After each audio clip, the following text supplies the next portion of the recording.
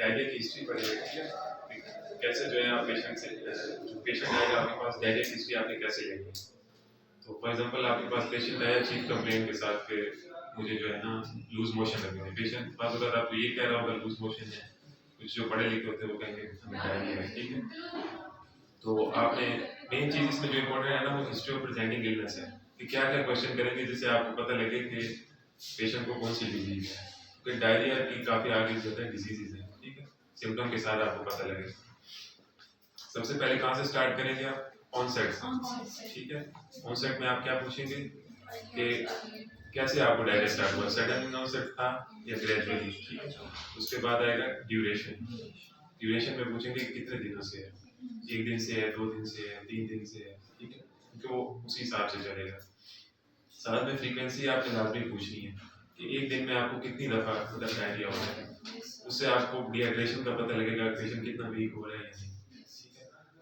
Onset हो गया, duration, frequency. उसके बाद जो मोस्ट इंपॉर्टेंट इसमें चीज़ है वो है कैरेक्टर, ठीक है। कैरेक्टर इसलिए इंपॉर्टेंट है कि आप पेशेंट से उसमें थोड़ा डिटेल में पूछोगे। कैरेक्टर में अगर आप पेशेंट में कहते हैं डायरिया तो आप कहेंगे उसमें क्या होता है, वो वाटरी होता है, ठीक है, अगर उसमें ब्लड आता है, म्यूकस आता है, फ्रोथी होता है, ठीक है, फाउल स्मेलिंग होता है, इस तरह। वाटरी किस में होगा, watery mostly rice water stool होता है, ठीक है, किस में होता है वो, कॉलरा में होता है, ठीक है, कॉलरा। फिर ब्लड अगर उसको आ रहा है या इसको डायसेंट्री भी कहते हैं, वो एमीबियासिस एमीबा के जो इन्फेक्शन है उसमें होगा। फाउल स्मेलिंग है तो वो किसमें होगा, जार्डियासिस में हो सकता है, ठीक है। और कौन सा होगा, म्यूकस। जब पेशेंट को म्यूकस आ रही है तो वो इरिटेबल बाउल सिंड्रोम में होगा, ठीक है। ये कुछ एग्जांपल्स के साथ आप याद रख सकते हैं। उसके अलावा नेक्स्ट इसका होगा एग्रीवेटिंग फैक्टर्स, किन चीज़ों से डायरिया ज़्यादा हो जाता है। फॉर एग्जांपल वो स्पाइसी फूड खाता है, कुछ लोग मिल्क इंटॉलरेंस होते हैं, लैक्टोज इंटॉलरेंस उनको हो सकता है, ठीक है। कुछ लोग मतलब बाहर का खाना खा लिया इस तरह, ठीक है, फूड पॉइजनिंग हो जाती है जिन लोगों को। फिर रिलीविंग फैक्टर भी आप पूछोगे कि आपने मतलब वाटर इंटेक ज़्यादा किया, हाइड्रेशन पूरी की, तब आपको हो गया, या फिर आपने कोई मेडिकेशन दी, एंटीबायोटिक्स दी, उससे हो गया। तो रिलीविंग फैक्टर्स भी आपने पूछने हैं लाजमी। उसके बाद क्या आता है, एसोसिएटिव सिम्टम्स। सबसे पहले आपने जीआई जो सिस्टम है ना उसके सिम्टम लाजमी एक्सप्लोर करने हैं। डायरिया के साथ आपको एब्डोमिनल पेन तो नहीं है, एपिगैस्ट्रिक पेन तो नहीं है, वॉमिटिंग, नोजिया, कॉन्स्टिपेशन, ये सब तो नहीं है। साथ में फिर आप सिस्टेमिक सिम्टम में भी आओगे। सिस्टेमिक में क्या क्या पूछोगे, फीवर तो नहीं हो रहा, जॉइंट पेन तो नहीं हो रहा, डिजीनेस तो नहीं होती, वीकनेस, रैशेस का भी पूछ सकते हैं, ठीक है। रिएक्टिव आर्थराइटिस जो है उसमें होता है, ठीक है। तो ये एसोसिएटिव सिम्टम्स आपने सारे पूछे। फिर आप कहाँ जाओगे, ये जनरल लेवल हिस्ट्री है, ठीक है। पास्ट हिस्ट्री में उससे पूछोगे कि कोई जेनेटिक डिजीज तो नहीं चल रही उसकी, कौन कौन सी डिजीज है जिसमें डायरिया हो रहा था। इरिटेबल बाउल सिंड्रोम ये लाइफ लॉन्ग डिजीज है, इसमें अल्टरनेटिव कॉन्स्टिपेशन, अल्टरनेटिव डायरिया ऐसे चलता है।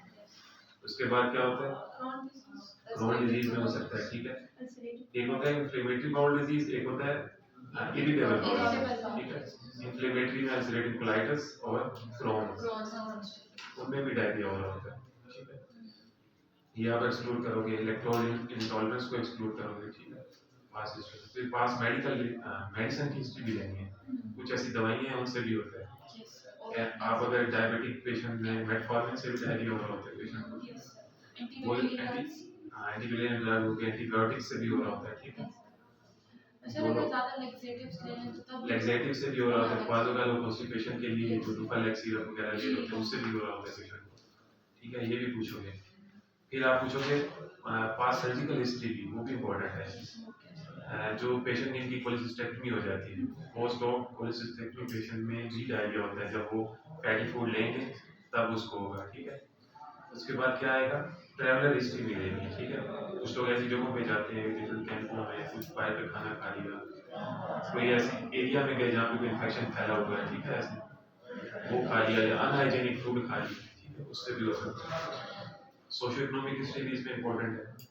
ऐसे पेशेंट जो कि स्मोकिंग करते हैं, अल्कोहल पीते हैं, अल्कोहल से भी डायरिया होता है, ठीक है। और अनहाइजीनिक कंडीशन में अगर कोई घर में रह रहा है उससे भी डायरिया होगा पेशेंट को। ये पास्ट सोशो इकोनॉमिक हिस्ट्री में आ जाएगा, ठीक है। फैमिली हिस्ट्री भी इम्पोर्टेंट है। ये जो हमने डिस्कस की थी, Crohn disease, irritable bowel syndrome, ये सारी जेनेटिकली चल रही होती है।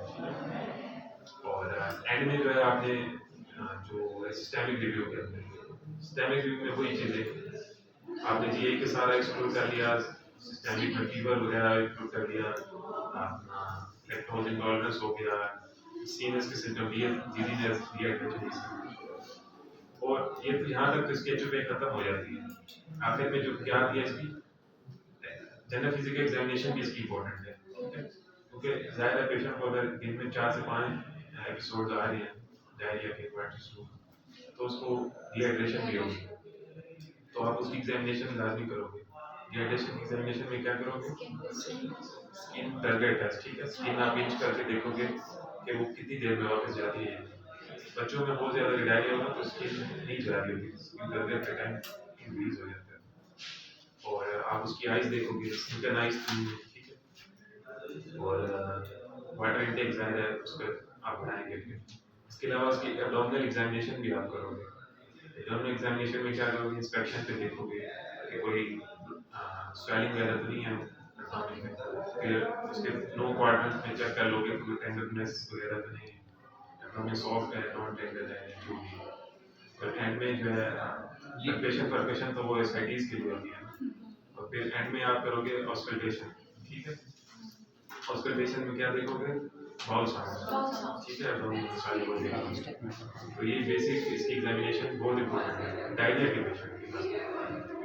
और फिर जाहिर है आप नेक्स्ट जाओगे तो उसके इन्वेस्टिगेशन कराओगे। इन्वेस्टिगेशन में सीबीसी इंपॉर्टेंट है, आरएफटीज इंपॉर्टेंट है, और सीरम इलेक्ट्रोलाइट्स, क्योंकि डायरिया पेशेंट में जो है इलेक्ट्रोलाइट्स भी कम हो रहे होते हैं, तो आप वो करा के इसका देख लोगे। और एंड में ट्रीटमेंट में आपने वाटर इनटेक का लाजमी सिस्टम वो करना है, ओआरएस, ठीक है? ओआरएस और वोमिटिंग पेशेंट को भी दो, डायरिया पेशेंट को भी दो, ठीक है? उससे बनाना क्यों देते हैं? बनाना अच्छा है ना, उसमें पोटाशियम ज़्यादा होता है, ठीक है? और नेचुरली वो लैक्सेटिव, कुछ लोग कहते हैं कि इससे कॉन्स्टिपेशन होती है, लेकिन हालांकि ये उसको रिलीव करता है। बनाना अच्छा होता है, जो नेचुरल चीज़ें उसमें आप योगर्ट दे सकते हैं पेशेंट को, बनाना दे सकते हैं, और वाइट राइस को जो खिचड़ी टाइप चीज़ होती है वो दे सकते हैं, ठीक है? इसकी मोस्टली यही चीज़ें होती हैं।